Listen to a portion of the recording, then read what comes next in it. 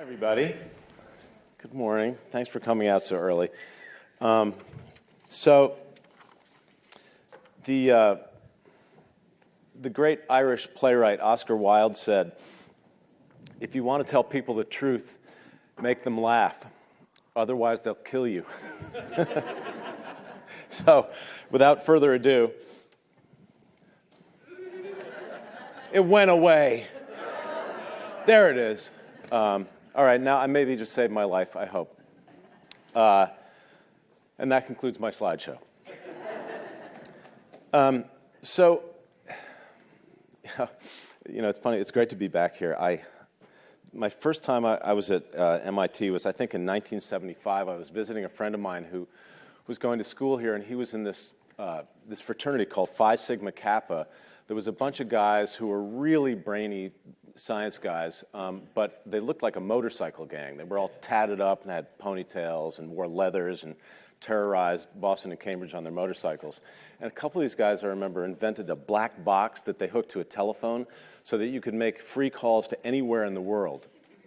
And I remember the FBI showed up and said, you guys can either come to work for the government or go to federal penitentiary. And so I don't know what happened to those guys, but I assume they're working for the NSA.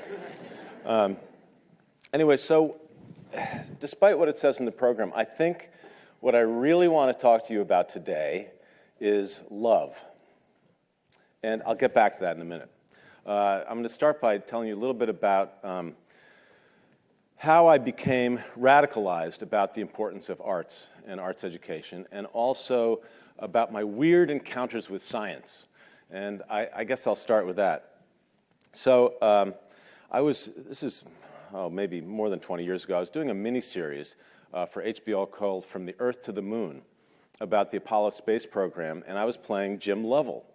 And we had a technical advisor, a guy named Dave Scott, who was an amazing guy. He was an astrophysicist and an engineer and an astronaut. He's the guy that drove that little dune buggy on the moon. And I was constantly in this guy's face trying to get him to tell me the real story about being in space and about being in a space capsule, and he told me some stuff that I won't tell you now, but I did question him vigorously about this one moment when he was in a space capsule. I believe he was with Neil Armstrong, and they had a thruster that stuck on. I don't know if this is Gemini or Apollo, but it's an early mission, and they were spinning out of control and about to hurtle off into space. And I said, "Dave, come on, tell me the truth." This guy was a test pilot. He was very cool, but very friendly. I said, "Tell me the truth. When that thruster stuck on, you must have been scared shitless. Just tell me, Dave." And he said, "Well, Tim, we don't like to say those kind of things." He said, we were kind of concerned when we realized we were 5 or 6 seconds away from reaching our biological limitations. And I was like, "Come on, Dave, just tell me you were scared you were going to die." It's like, "Well, we don't want to talk about that." Anyway, one day, kind of out of the blue, Dave pulled me aside, and he said, and this is kind of strange for him, he said, "You know, Tim, we have got to send artists into space. We've got to send artists to the moon." And I said, "Dave, why?" I said, "That's a great idea." But he said, "Because I had this experience. I had this profound experience, and I don't have the tools to communicate it to other people, to let them know how deeply felt that experience was." And I thought, wow, that's an interesting thing to say, and what a thoughtful guy. And I had not become an arts advocate yet, so I didn't know quite what to do with that. And then my next strange encounter with science was it was during the taping of the final episode of Wings, which is a situation comedy I did that took place in Massachusetts. And we taped in front of a live audience, and we'd been together for 8 years, so it was a very emotional day. And I remember my daughter was sitting in the front row of the bleachers, and she was wearing a pink tutu and polished patent leather shoes and swinging her legs off the side. And I went up to her and I said, "Honey, how you doing?" And she said, "Dad, I am really worried about you." And I said, "Sweetheart, why?" And she said, "Because after tonight, you won't have a job." And I said, you know what, honey, I'm the dad. I'll worry about getting a job. You can just relax. I'll take care of myself." She said, "No, Dad, I am serious about this. I am worried about you, and I want to help you get a new job." And then she said, "What are you interested in? Science?" And I said, well, no, honey, I think my acting thing is going pretty well. I'll stick with that for a while. And then, so cut to a few years later, and my life was so good. I had been working a lot as an actor. I had money, I had a beautiful family, a beautiful house, and I thought, I have got to find something to sort of show gratitude to the universe for bestowing upon me far more than my share of happiness and bounty. And I thought, what do I care about? Can I really get passionately involved? And I thought about the environment, and I thought about feeding children, I thought about animals, I thought about diseases, and I thought, do I really have the credibility to talk about any of this stuff? So I was hesitating because I didn't feel like I really knew what I was talking about. And then I found myself at the Sundance Film Festival, and I met a woman named Robin Bronk, who was the CEO of this organization called the Creative Coalition. And she said, hey, why don't you come with us to Washington, D.C. and lobby for the arts, for the National Endowment for the Arts and for arts education. And she said it'd be interesting and fun. And I thought, wait a second. The arts, this is something I know about, something I have some credibility when I talk about, and I thought, okay, I'll do that.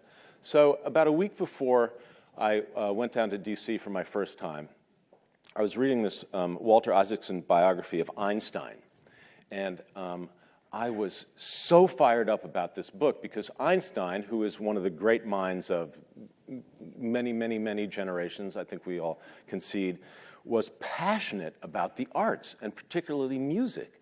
And he would use music as a way to free his mind and open up his creativity when he was stuck on an equation. And I thought, this guy gets it. And I got so fired up about this, and I didn't even realize how passionate I was about advocating for the arts until I got to Washington. So I spoke, and I spoke a lot, and I spoke really passionately, so passionately that they made me president of the organization. And I remember, I'm going to read you one quote that I love, and you probably know this, but Einstein said, imagination is more important than knowledge, for knowledge is limited to all we now know and understand, while imagination embraces the entire world and all there ever will be to know and understand. So, that kind of set me off. So I was president of the Creative Coalition. And I went to Washington, and this is what I heard from politicians and titans of industry alike. We need creative thinkers. We need a creative workforce. And they said this over and over, and I thought, what is the mystery here? It's as though creative people were like hiding out there in the bushes, and they didn't want to come out and go to work. And I also suspected them because I think they said they wanted creative people as long as they would conform to every box that they were going to be put in. But here's what I knew. I knew that creativity and imagination can be trained, or rather unleashed, because we're all born with it. And I knew that because I had done some work with an organization in LA called the Imagination Workshop that targeted inner city kids in middle school who were terribly underserved. And what they discovered about these kids was that they literally did not have the skills to imagine their circumstances being any different than they were. And through theater games and workshops and writing for the theater, these kids opened up, and suddenly the world changed for them. And they could imagine being in a different spot than the desperate circumstances they found themselves in. I also have evidence of that later. I didn't do this at the time, but I'm on the board of an organization which is one of the greatest organizations I know, called Inside Out Writers, which is also in Los Angeles. And it's an organization that helps kids who have been in the criminal justice system. And some of these kids have committed bad crimes and done some serious time. And what this program is a basic creative writing program. There's no grammar, no syntax. All it does is get kids to express themselves, to communicate it, and listen respectfully to how other people are communicating. And you can find some of this stuff online, but the recidivism rate for kids who are in the criminal justice system in Los Angeles is between 70 and 80%. After they do Inside Out Writers, it goes down to 6%. It is wildly effective. And so not only do these kids have a chance at being productive citizens, but it is saving the taxpayers a lot of money, because at 70 or 80%, these kids are basically incarcerated for life. I knew about sort of the more woo-woo aspects of the arts. I knew that the arts were the emissaries and custodians of our culture. I knew that the arts were the common language of our humanity. And I also knew that imagination and creativity are like a muscle. We're all born with muscles, but unless we use them, they atrophy. And I knew that the arts were the gymnasium for the creative mind and the imagination. But this is what happened. I was told that those arguments would fall upon deaf ears, and that what I needed to do was tailor my argument to my audience, which were politicians. And that politicians were more concerned with the bottom line. They wanted to be able to monetize and quantify everything. So I changed my argument. And it's a good argument, because entertainment, after all, I mean, you can argue the artistic merit of a lot of entertainment, but entertainment is the second largest export in the United States of America. So at least it should be dealt with and talked about with the same amount of respect and gravitas as the automobile industry or the pharmaceutical industry, or name another big industry. The other argument that I would use is about the National Endowment for the Arts. For every dollar that the federal government spends on the National Endowment for the Arts, they are returned 7 tax dollars. So it's a 7-to-1 return on investment. Now, I don't know about you, but I will take those odds to Vegas right now, or Wall Street, or wherever. So it would seem that that was a no-brainer. The other argument is, I mean, there are things, like music makes kids better at math. We know that. Having a full curriculum in the arts increases kids' scores, and they're more likely to graduate from high school. They make more money. All those things are true, and all this research has been done by Americans for the Arts, which is a great arts advocacy organization. They've collected data over decades. But this argument was still kind of, it was kind of hard to make. And the biggest argument, I thought, was that one of the dirty little secrets about America is that we are hovering around a 30% high school dropout rate.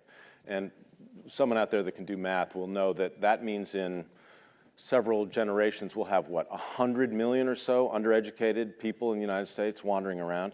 And not only are those people doing damage to themselves, but they're doing damage to our society, because they are taking away money out of the criminal justice system, the welfare system, the healthcare system. So I knew that children that have arts through elementary and secondary school are 3 times more likely to graduate from high school. So I made an argument that the arts were a vaccine against this social ill, right? If you give people arts, they graduate from high school, they're going to make more money, they're going to be productive citizens, and they're going to save us a lot of trouble on the other end.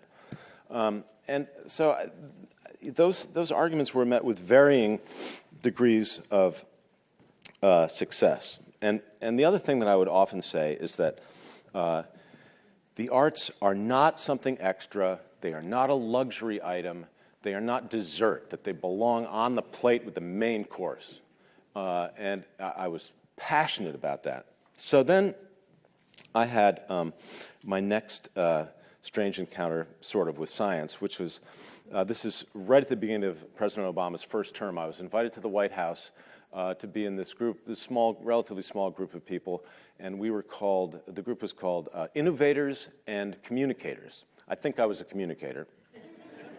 And they started talking, the people from the administration started talking about their big push for STEM education. And they were talking about science and technology and how important it was, and I got more and more pissed off. I was so pissed off that finally I stood up and I said, "Excuse me, but that STEM is a shitty acronym." That got everybody's attention. I said, first of all, everybody who hears it who doesn't already know what it is going to think it's stem cell research, which is very controversial. And second of all, where's the A? Where are the arts? Because the arts are the thing that puts this technology and engineering into a human context. It's what gives us something that we can use and that gives us pleasure and it helps. Anyway. I clutch up, I got so angry. So I think that is the moment. I claim authorship right now of the acronym STEAM. There'll be some people that argue me on that. Anyway, And there's now actually a congressional STEAM caucus, I will say that, which is very interesting. I was glad about that. So then I will move on to my next weird encounter with science, which is recent. And I was invited to do a BBC radio broadcast of this show called The Infinite Monkey Cage. And it's hosted by a comedian and a scientist. The comedian is a guy named Robin Ince, and the scientist is Brian Cox, who you may know. He's a physicist and a big-brained guy. And the other people on the panel were a woman named Jana Levin, who's a theoretical astrocosmologist, not to be confused with the cosmetologist, and Bill Nye, the science guy, and a comedian named Lisa Lampanelli, and me. And so I was on this panel, and I was listening to these people, and I was so impressed with them because they were so passionate in their curiosity about the universe. And they talked about black holes and galaxies and solar systems and time travel and all these amazing things that I didn't understand at all. And I was very impressed by them. And I suddenly had this epiphany. And my epiphany was this, that these scientists and their passionate curiosity were doing the exact same things that artists do, right? They were on a passionate quest for the truth. And their truth, they wanted it to be observable, objective, quantifiable, something they could measure. And artistic truth, the truth that artists are after, is emotional truth, things that you can't quantify, that you can't measure. And I thought, this is fantastic. We are doing the same thing. And I turned to the panel and I said, you know what? I am so impressed with you people. Your curiosity just inspires me and blows my mind. And I said, but I realize one thing. What you guys do is meaningless without what we do, we artists. Because we put all of the stuff that you do into an emotional context. We make people feel something about what you do. And if we don't feel, we miss out on the miraculous opportunity of our humanity. So as I said that, I turned and I saw, projected on a screen above us, which, by the way, is a really bad strategy for a radio program, because you can't, was a quote from Carl Sagan, and I want to make sure I say this properly. I wrote it down. He said, for small creatures such as we, the vastness is only bearable through love. So that brings me back to love. And I thought, I'm right, and Carl Sagan knew it. And I think that love is something that we all know that we need, but we can't measure it. We can't define it. We've tried, philosophers, writers, poets, scientists, we've all tried to define love, and we can't, but we know that we need it. And art is the same way. We need it. It is part of who we are. It is in our humanity. But the problem is that for some reason with arts, we take them for granted. We aren't even aware that the arts are in our lives every single day. And I found through my walks that I ask people all the time, are you involved with the arts? And 90% of the time they say, no. And I can see their thought bubble. They're either having a picture of people in a black tie paying $1,000 a ticket at Carnegie Hall or Lincoln Center, or they're seeing a bunch of hippies in tights skipping through the woods smoking pot.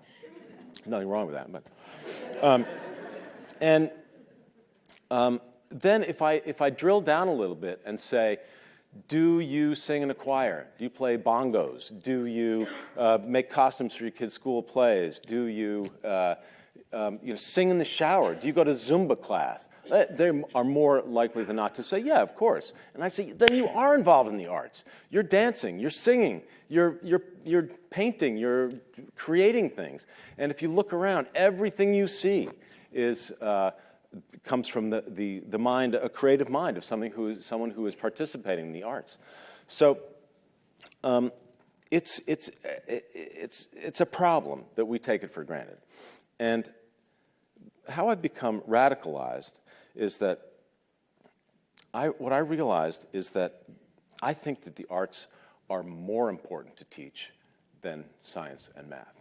I think that the arts are the conveyance of everything of all these other things, right? I think that not only do arts not belong on the plate with the main course, the arts are the plate. They are the thing that takes the meal around, right, and shares it with everybody else with other people. So I'm no longer sure that the A belongs in STEM. I'm not sure that it's STEAM. I think maybe the arts should definitely be as important or more important, but I think that if you put the A in with STEM, then the mathematicians and the scientists are going to want to measure it. And then when Jenny or Bobby is assigned to make a rainbow and they make it black and white, or they design to draw a square and they make it round, somebody's going to say, you're wrong. And that defeats the whole purpose. There's no wrong in the arts. There's only discovery and creativity and imagination. So I don't know. Well, I guess that's it. I guess that's all I'm going to say. But wait, I will close with one of my favorite quotes. And during World War II, which was one of the darkest hours in the history of humanity, England was embroiled in the war, and Winston Churchill's deputy of finance came to him and said, "Mr. Prime Minister, we must take the money that we're spending to support the arts and put it towards the war effort." And Churchill turned to this guy and said, "Then what are we fighting for?" So I encourage all of you, I implore you, as you go off and make games and toys and whatever else you might do, to ask yourselves, to keep in mind the arts, be mindful of the arts in your life, and to ask yourselves over and over again as you walk through whatever you're doing, what are we fighting for? And that's it. Thank you.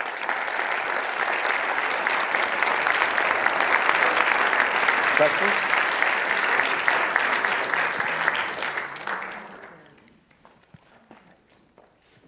Hi.